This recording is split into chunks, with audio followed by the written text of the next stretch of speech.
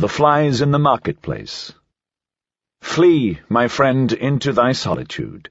I see thee deafened with the noise of the great men, and stung all over with the stings of the little ones. Admirably do forest and rock know how to be silent with thee. Resemble again the tree which thou lovest, the broad-branched one. Silently and attentively it o'erhangeth the sea.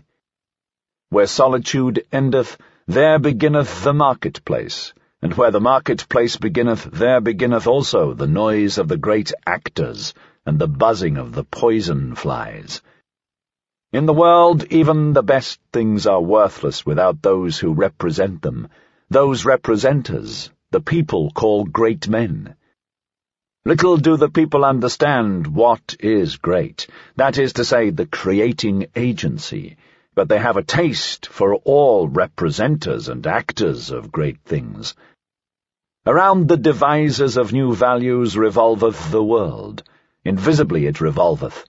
But around the actors revolve the people and the glory. Such is the course of things. Spirit hath the actor, but little conscience of the spirit.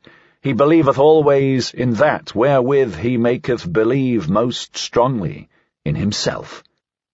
Tomorrow he hath a new belief, and the day after one still newer. Sharp perceptions hath he, like the people, and changeable humours. To upset, that meaneth with him to prove. To drive mad, that meaneth with him to convince, and blood is counted by him as the best of all arguments. A truth which only glideth into fine ears he calleth falsehood and trumpery. Verily he believeth only in gods that make a great noise in the world. Full of clattering buffoons is the marketplace, and the people glory in their great men. These are for them the masters of the hour. But the hour presseth them, so they press thee, and also from thee they want yea or nay. Alas, thou wouldst set thy chair betwixt for and against. On account of those absolute and impatient ones, be not jealous, thou lover of truth. Never yet did truth cling to the arm of an absolute one. On account of those abrupt ones, return into thy security. Only in the marketplace is one assailed by yea or nay. Slow is the experience of all deep fountains. Long have they to wait until they know what hath fallen into their depths. Away from the marketplace and from fame taketh place all that is great. Away from the marketplace and from fame have ever dwelt the devisers of new values. Flee, my friend, into thy solitude. I see thee stung all over by the poisonous flies. Flee thither where a rough, strong breeze bloweth. Flee into thy solitude. Thou hast lived too closely to the small and the pitiable. Flee from their invisible vengeance. Towards thee they have nothing but vengeance. Raise no longer an arm against them. Innumerable are they, and it is not thy lot to be a fly-flap. Innumerable are the small and pitiable ones, and of many a proud structure raindrops and weeds have been the ruin. Thou art not stone, but already hast thou become hollow by the numerous drops. Thou wilt yet break and burst by the numerous drops. Exhausted I see thee by poisonous flies. Bleeding I see thee, and torn at 100 spots, and thy pride will not even upbraid.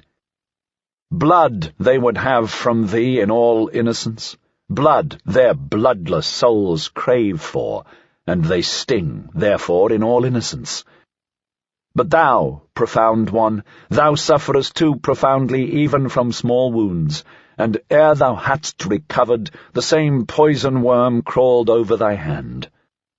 Too proud art thou to kill these sweet tooths, but take care lest it be thy fate to suffer all their poisonous injustice. They buzz around thee also with their praise. Obtrusiveness is their praise. They want to be close to thy skin and thy blood. They flatter thee, as one flattereth a god or devil. They whimper before thee, as before a god or devil. What doth it come to? Flatterers are they, and whimperers, and nothing more. Often also do they show themselves to thee as amiable ones, but that hath ever been the prudence of the cowardly. Yea, the cowardly are wise. They think much about thee with their circumscribed souls. Thou art always suspected by them. Whatever is much thought about is at last thought suspicious. They punish thee for all thy virtues. They pardon thee in their inmost hearts only for thine errors. Because thou art gentle and of upright character, thou sayest, blameless are they for their small existence. But their circumscribed souls think, blamable is all great existence. Even when thou art gentle towards them, they still feel themselves despised by thee, and they repay thy beneficence with secret maleficence. Thy silent pride is always counter to their taste. They rejoice if once thou be humble enough to be frivolous. What we recognize in a man, we also irritate in him. Therefore be on your guard against the small ones. In thy presence they feel themselves small, and their baseness gleameth and gloweth against thee in invisible vengeance. Saw'st thou not how often they became dumb when thou approachedst them, and how their energy left them like the smoke of an extinguishing fire? Yea, my friend, the bad conscience art thou of thy neighbours, for they are unworthy of thee. Therefore they hate thee and would fain suck thy blood. Thy neighbours will always be poisonous flies. What is great in thee? That itself must make them more poisonous, and always more fly-like. Flee, my friend, into thy solitude, and thither where a rough, strong breeze bloweth. It is not thy lot to be a fly-flap. Thus spake Zarathustra.